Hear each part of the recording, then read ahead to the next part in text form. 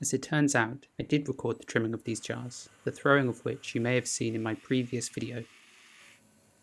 I'm glad it exists, as it ties together many of the topics I discussed in that video, and it demonstrates how I trim the different components to fit one another. The lid and jar have been sitting beneath plastic for a couple of days, so that they're completely leather hard. I'll then start by centering the lid and getting out the tools I'll be using, which for the most part are tungsten carbide bladed tools made by Philpo Burker of Bison, alongside an assortment of much cheaper loop trimming tools, which aren't nearly as sharp, but they leave a nice smooth finish on the clay. I'll also be using a spinner tool made by Richard Carter to help keep certain parts of the pot pinned down as I trim them, and then just a number of metal kidneys to scrape and smooth the clay's surface. I'll leave links to various things in the description below. With the lid centered, I attach it down with 3 lugs of soft clay. I always begin with the lid, placed upside down like this. I can easily trim the inner flange and then check if it fits the body by offering up the jar to it. It's the right angle between the vertical and the horizontal plane here that'll slot into the body of the jar. I always throw the lids so they're a bit bigger than necessary. That way I can trim them down to fit very tightly, as I've got some excess material to work with, whereas if I accidentally threw them a little bit too small, it's very difficult to add the material back. It's doable, but it's time consuming. So I'd rather throw them just a touch bigger so I have this buffer, which I can then trim down to my liking so it fits perfectly. Other than getting the dimensions right, I also use this opportunity to neaten up the lid, trimming the locating flanges to be nice and smooth. I can then offer the jar up, and if it fits, I can move on to the next step, which is just refining the inner well of these lids, thinning and neatening, and removing a touch more of the excess clay to make the lid a bit lighter. Recently I saw a question which asked, why is the inner locating flange angled in slightly as opposed to being completely vertical?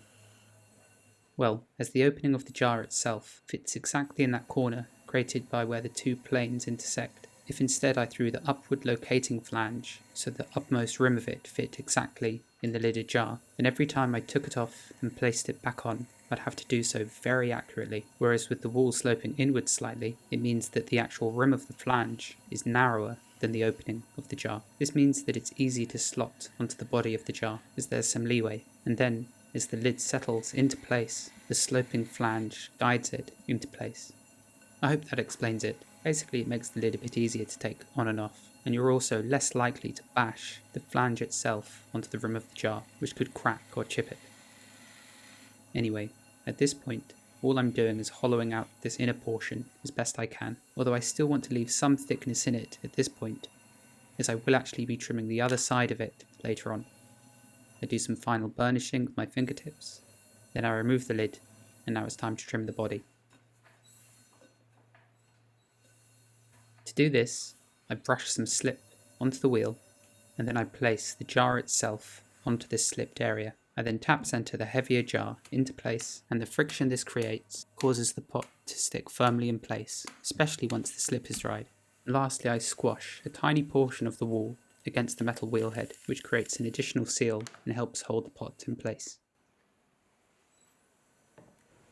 I'll run my hands over the walls just to assess how much clay can be removed. Then I firmly grip the tool and begin to trim the outer wall so that it's much thinner. As I move my hand down, I'm bracing my right hand against my left hand, and I'm also gripping the trimmer close to the blade so that I have more control. If I feel like my grip becomes uncomfortable, I'll take my hands off and I'll reposition them. But essentially this first pass is just to remove mass. These will be light pots once trimmed, and they need to be, as the glazes I'll be coating over them have to go on thickly and thus add weight back to the final object. If I were using a thinner glaze, I may not trim these as much as I do, but equally, trimming is a process I adore. After the initial trimming has been done, I'll go back over the surface to remove all the grooves, and this time as I trim downward, my left hand follows the tool inside, which assesses the thickness as I go.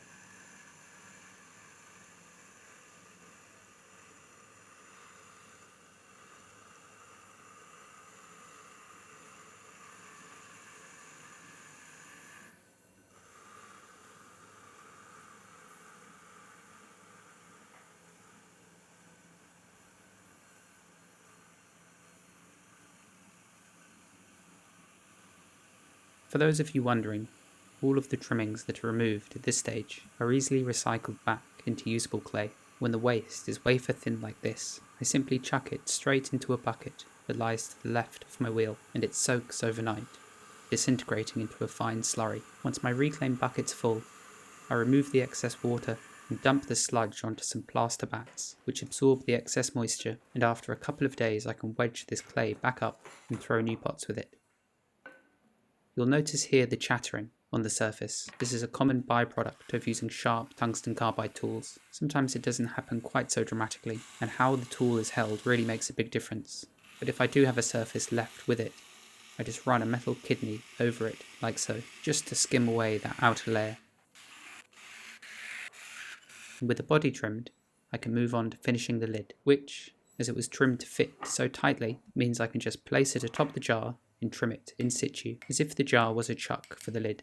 I also place a spinner on top, which I push down through, which just helps to keep the lid pinned in place, as otherwise, if I exert a lot of force on the outside as I'm turning, the lid has a tendency to jump up, but with my left hand pushing firmly down, that can't happen. At this stage, I want to trim the lid so that it's flush with the walls below. And yes, there is an awful lot of clay to remove, but when making these lids, I'd rather throw them really quickly and focus my attention on making the flange accurate. I don't worry so much about the outer portion, and trimming it away only takes a few seconds, really. And you could argue that, instead, I could spend these seconds throwing the lid more accurately, but personally, if I have the choice between spending more time throwing or more time trimming, I'll choose trimming every time.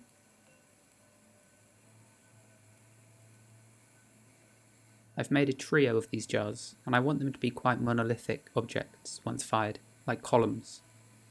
The lids themselves don't have any knob or handle to lift them away from. Instead, you can just sort of grasp them from around the top to lift them away, but you can also tuck your fingers into the groove that lies between the body and the jar and pry it off that way. That's one reason it's there. The other reason is that this groove creates a shadow and breaks up what would otherwise be a very uniform surface. Next, I'll begin to trim the top of the lid, and for this area I want to trim the top so it has a slight hollow, a concave surface, one that will encourage the glaze to pool into it later on. Equally, I feel that a concave surface just adds something to the form, as compared to if it was just trimmed flat. And once turned, I'll give the top the same treatment the walls get. I'll use a curved metal kidney to scrape away at this surface, to remove any chattering marks there might be, and to just neaten it up in general. You can see at this point how well the lid is held in place by the jar, and if you do find that your lid is jittering around somewhat or rattling, you can brush some water onto the rim of the jar and kind of stick it in place, just for the time being anyway, and if this does mess up the rim slightly, you can just take the lid off and trim or burnish the rim to be nice and smooth again. I'll then remove the lid and quickly trim this gallery portion of the jar, which I always do after turning the lid itself. As in the past, I've trimmed this area nice and thin first, and then placed the lid on top, and the amount of pressure I used to pin it down in place has caused this gallery to collapse and fall inward. So nowadays I just do it afterwards, but who knows, perhaps that batch, which did crack, all had tops that were thrown particularly thin. Once again I just use the pads of my fingers to burnish any of the sharper edges left on top, and then scrape away that seal around the base and slide a knife beneath the pot, separating it. I then clean the wheel head, as I don't want to place the lid back onto the metal which is covered in clay which could embed into the neatly trimmed lid. The lid is centered back into place. I then carefully position the body section on top too, and now the lid acts as a chuck for the body of the jar. Once again I use my spinner to hold it down in place, and then I bevel this outer edge, which removes some excess weight from the bottom and creates a contact area that's less likely to chip when the jar is placed onto a table or wherever else you might place it. Once the beveled edge is trimmed, I remove the spinner and I'll begin to trim the base of the pot. I trim this area with as much care and attention as any other part of the vessel, more so even, as this will remain one of the only pieces of the jar which is unglazed. It will remain as bare clay, permeated with dots of iron and flash red from the soluble salts the feldspars contain. As for the base, I'm also trimming this to have a very slight concave surface. and I certainly don't want the middle of the base to be higher than the outer portion, otherwise the pot might spin or wobble and not sit flat once fired.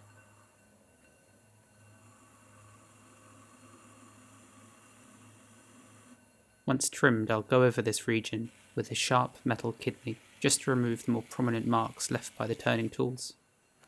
And then I'll bend the tool so that I use the smooth portion of the metal to burnish the clay, which compresses the larger particles of grog and sand the clay contains and makes the bottom smoother.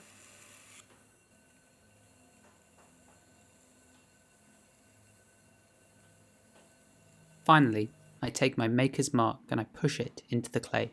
This is my signature, so to speak. The body of the jar is then removed and set down really carefully onto a clean back so nothing embeds itself into the freshly trimmed base. I'll then give the lid a quick go over if it needs it, just to neaten it up, as the process of turning the lid in situ on top may cause the flanged sections to be indented or marked. And at long last the lid is placed carefully onto the body and the jar is now finished. At least for the time being it is. It still needs to dry out fully, be bisque-fired to 1000 degrees, waxed, glazed, and then reduction fired in my gas kiln to 1290 degrees Celsius, which means there's still a lot more that needs to be done. Thanks so much for watching, as always, and I'll see you next week.